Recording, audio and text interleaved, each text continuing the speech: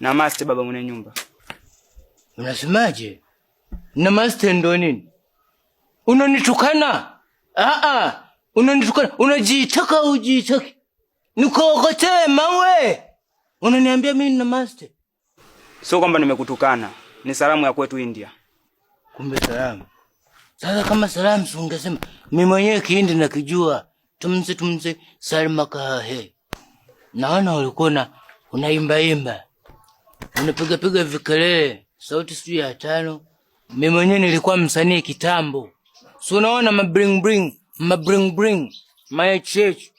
Lakini mwisho wa siku nikaona napoteza muda. Alafu wewe sijui kijana, sijui mzee, unaonekana kabisa unawivu wa maendeleo ya watu.